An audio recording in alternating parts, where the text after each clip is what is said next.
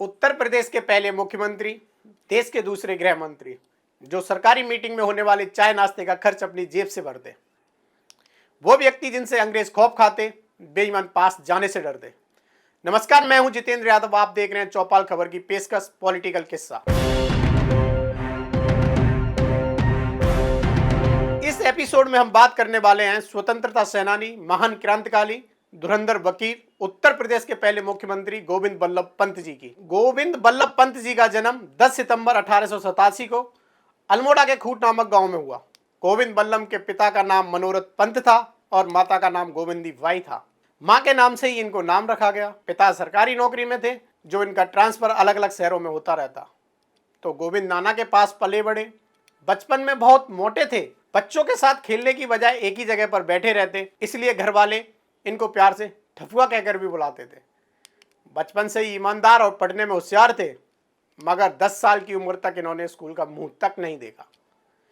फिर 1897 में इन्हें स्थानीय रामजे कॉलेज में प्राथमिकता पाठशाला में दाखिला मिला। पंत का तेज दिमाग इनको बाकियों से अलग बनाता रहा। एक बार की बात है, मास्टर ने स्कूल में पूछा 30 मीटर के कपड़े को रोज 1 मीटर काटा जाए, कितने दिन में कट जाएगा? सबने कहा 30 दिन में। तभी एक आवाज आई, 29 दिन में कट जाएगा। ये आवाज किसी और की नहीं बल्कि गोविंद बल्लभ पंत की थी। मास्टर ने जब उन्हें शाबाशी दी तो पंत बोले, ये स्मार्टनेस की बात थी, इसमें कौन सा दौड़ना था। उसके बाद पंत ने 1905 में इलाहाबाद विश्वविद्यालय में प्रवेश लिया और साल 1909 में इन्होंने कानून की परीक्षा पास की। अल्मोड़ा में एक बार मुकदमे में बहस के दौरान उनकी मजिस्ट्रेट से बहस हो गई।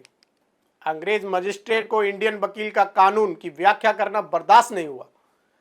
मजिस्ट्रेट ने गुस्से में कहा, मैं तुम्हें अदालत के अंदर नहीं घुसने दूंगा।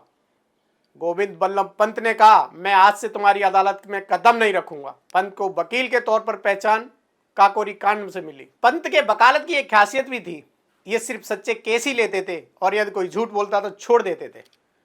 अपने समय में बढ़िया वकील माने जाते थे। इनके जीवन में बहुत सी कठिनाइयां आई। पंत कभी भी कठिनाइयों के सामने झुके नहीं, बल्कि हिम्मत से और साहस से उनसे सामना किया। जानकारी मिलती है कि वकालत शुरू करने से पहले पंत की पहले बेटे और पत्नी की मृत्यु हो गई थी, जिसके बाद पंत उदास रहने लगे और अपना पूरा वक्त कानून और राजनीति में देने लगे। 1912 में परिवारजनों के दबाव के कारण पंत ने दूसरा विवाह किया, जिसके बाद उनको बेटा हुआ। पर यह खुशी ज्यादा दिन नहीं रही और बीमारी की वजह से बेटे की मृत्यु हो गई। और फिर 1914 में उनकी दूसरी पत्नी का भी स्वर्गवास हो गया।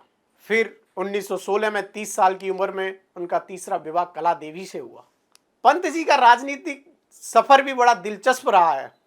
जब पंत वकालत कर रहे थे तो एक दिन वह चैम्बर से गिरिताल घूमने चले गए। वहां पाया कि दो लड़के आपस में स्वतंत्रता आंदोलन के बारे में चर्चा कर रहे थे।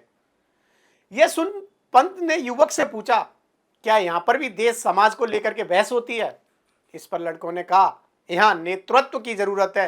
पंत ने उसी समय से राजनीति में आने का मन बना लिया। 1921 में चुनाव लड़े और लेजिस्लेटिव असेंबली में चुने गए। तब यूनाइटेड प्रोविंसेस ऑफ आगरा और अवध होता था।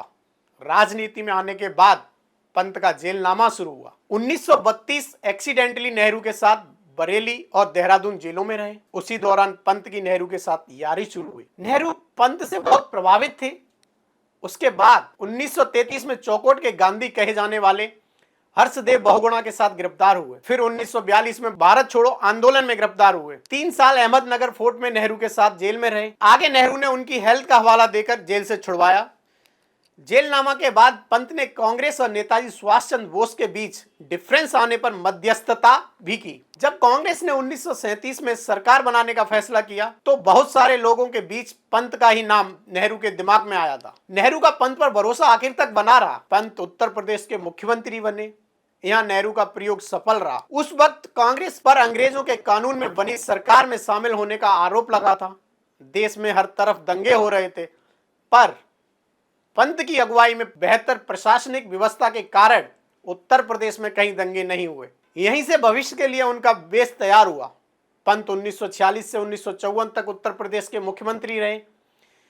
1951 में यूपी विधानसभा चुनाव में उनकी बरेली म्युनिसिपैलिटी में से जीत हुई। 1995 से 1961 के बीच पंत केंद्र सरकार में होम मिनिस्टर रहे।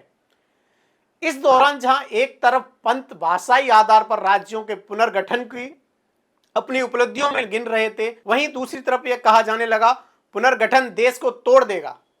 हालांकि आज हम इतिहास देखें तो पाएंगे इस चीज ने भारत को सबसे ज्यादा मजबूत जोड़ा है।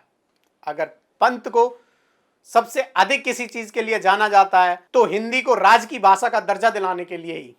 1957 में पंत को भारत रत्न से भी नवाजा गया। हमने पंत के बचपन से ईमानदार होने की बात कही थी, तो पंत की ईमानदारी से जुड़ा एक किस्सा है जो सरकारी बैठक में घटा। हुआ यूं कि एक बार पंत ने सरकारी बैठक की, उसमें चाय नाश्ते का इंतजाम किया गया था। जब उसका बिल पास होने के लिए आया तो उसमें हिसाब में 6 रुपए और 12 आने लिखे हुए थे।